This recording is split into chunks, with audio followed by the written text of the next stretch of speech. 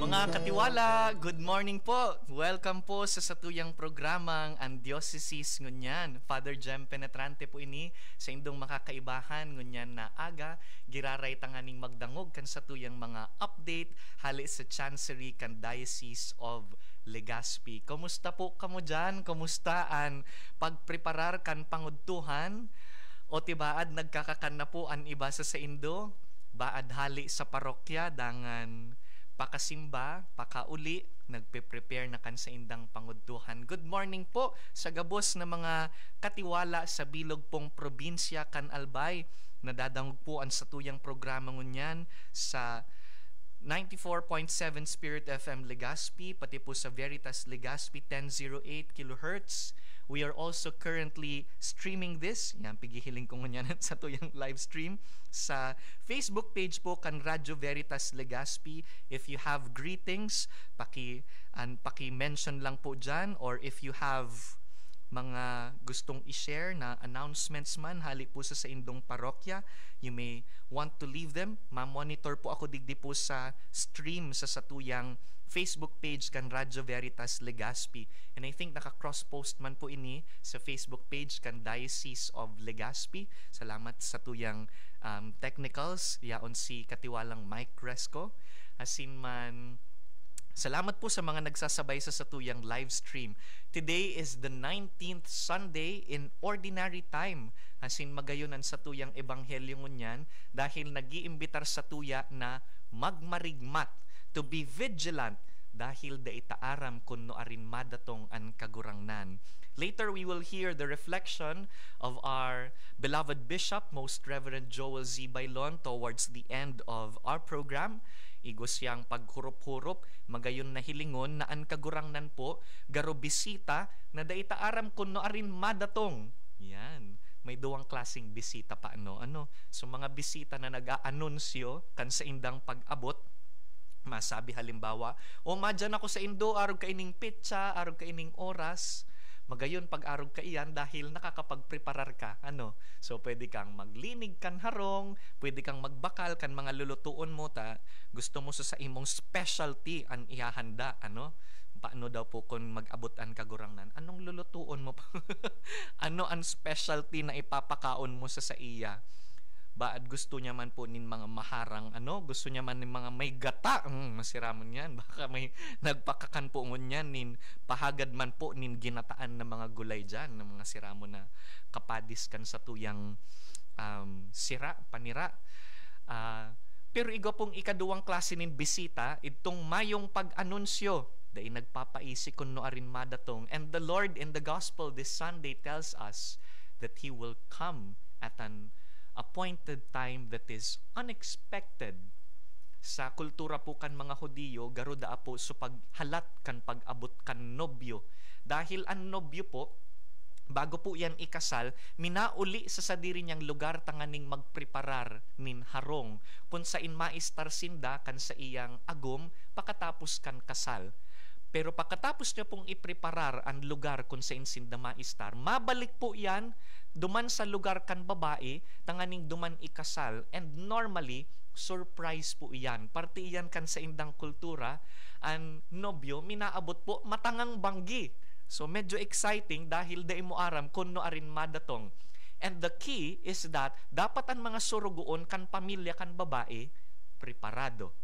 A wise servant will always have lamps ready, nakailaw ang lampara, muruklat ang mata, dahil nagkakaturog, dahil naghihinugak, tanganing pag-abot kan nobyo, marata, kaya nindang akuon, and they can lead the man, pasiring po duman sa iyang aagumon, dangan gigibuhon na ang sa indang kasal. This is a very beautiful culture of the Jews, asin ini ang ginagamit na imagery kan sa tuyang kagurangnan sa ebanghelyo ngunyan. And he says that we should be like wise servants na pirming andam sa pagdatong kan sa indang kagurangnan, pagdatong kan maestro na ginigibutaan sa tuyang duties, ginigibutaan sa tuyang trabaho, ang pagiging Kristiyano da ipigpapabayaan. So iyan ang sa tuyang magayon na pagirumdum sa ebanghelyo ngunyan. And later, madadangog tapuan paghurup-hurup kan sa tuyang namumutan na obispo, Most Reverend Joel Z. Bailon. Mga katiwala, today is August 10. Pero Augustine, ano? Saint Augustine. Joke lang po. Today is August 10, and this week, inipuan sa tuyang mga kapadian na nagsiselebrar kan sa indang anniversaries. Inotonta po muna ang birthdays. So, igwa kitanin tulong padi na nagsiselebrate kan sa indang birthdays ngunyan na simana. Enot sa gabos sa aga po ang sa kuyang dating bossing dyan sa Chancery, ang dating Chancellor Reverend Father Lawrence C. Bringino. Yan si Father Langon yan sa Horoan Church, asin nagsiselebrate po sindangon yan kan ikaapat na aldaw kan pagnobina ki Our Lady of Salvation, ang patrona kan diocese. Kaya ngunyan na maabot pong Sabado, iyon na ang satuyang diocesan fiesta. And later, after the break, makakahuron ta po ang satuyang rektor asin pastor dyan sa Horoan Shrine, Reverend Father Joseph Salando. Tanganing imbitaran kita, ipaliwanag sa tuya ang schedule, ano ang mga dapat tang abangan. Dangan, kasabay po kan anniversary ini ni Father Lau, iyo po ang anniversary man ni Father Dante Mihiliano. So si Father Danen, sa inyani po ngunyan si Father, yaon garus sa Malinao, if I'm not mistaken. Yaon naman si Father Dante. Father, happy birthday po sa Indo. Father Lau and Father Dante are celebrating their birthdays. Will celebrate tomorrow. And on the 13th, garo Miyerkules po yan, 10, 11, 12, 13. So Wednesday po, birthday man po ni Reverend Father Juan Paulo Ricafort II, si Father Pope. Nayaon po ngunyan dyan sa Bakakay. Nagpipreparar man po ang Bakakay kan sa indang Episcopal Coronation kan Nuestra Señora de las Desamparados. So makorona po, kukoronahan po ni Bishop Bong ang imahen kan Desamparados dyan po sa Bakakay. Mahalat-halat po kita kan mga anunsyo dahil sibot na po ang Bakakay Parish kan sa indang pagpreparar. So, regards po kay Father, what's his name? Father Christian Busita, na iyo po ang head kan committee na nagpe-prepare para po digdi.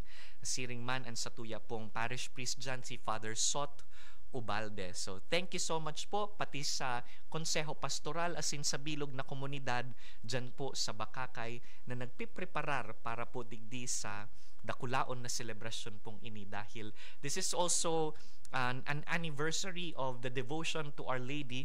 Di ko lang tanda kung pirang taon pero yan po ito sa surat ninda. Again, later we will make proper announcements for that. Pero sa ngunyan, i-greet ta po muna ang mga nagsasabay sa tuya sa live stream. Yaon si Miss Hannah Amor. Good morning, Father Jem. Yaon man si Sir Van Orino, ang sa kuyang marahayon na amigo taga Libmanan Diocese. Good morning po. Have a blessed day to you, Padre, and key Brother JV James Bogate. Kamusta po, Sir JV? Kung nagdadangog man siya. Asin yaon po si Brother John Roger Avila, one of our pre-deacons. Tama ba? Muntik ko nang sabihin 4th year theology, pero graduate na pala si Brother Roger, pati po si Brother Ray, as in si Brother Leonard Canuel. So yan, yaan na po sindangon yan sa Bakakay, preparing for diaconal ordination. Yaan man si Ate Rhea Barquilla, tugang ni Father Bino, as in si Ma'am Tess Paningasan, good morning man po. Si Viv Balilo, marahay na aga po, Father Jem. Si Des Rado, Ate Des, good morning man po sa Indo. Tita Dena Sevilla is also watching us. Thank you po, Tita Dena, for your gift of presence. Asin man si Janelle Giruela, good morning man po. My sister in Canada, Ate Noreen Hayag, is also watching. Hello, Ate, and hello to the kids, Kuya Ryan. And also si Josephine Perez, good morning po, Father Jem. Thank you po. Ate RR of DCMC, Commission on Media and Communications, also watching us. Sir Victor Buenconsejo, wala pa pong date ang Episcopal Coronation. Na-excite po bigla, 125th year. Thank you so much po, Sir Vic. So may simbag na kita. It's the 125th year of the devotion to Nuestra Señora de los Desamparados. Wala pa pong date. I think it's in January, pero sagod na dai pa po circular si Bishop Bong. I cannot make any official announcements just yet. So sabi kan tugang ko sa Canada, good morning Father Jem, good morning man ate, good morning man ki Ate Wiz, ki Nono Rian, and ki Baby Ella. And sa kuya pong mga pamangkin na nasa Canada. Good morning Digdi and good evening dyan sa Sainda. We are 12 hours apart. They are in Timmins.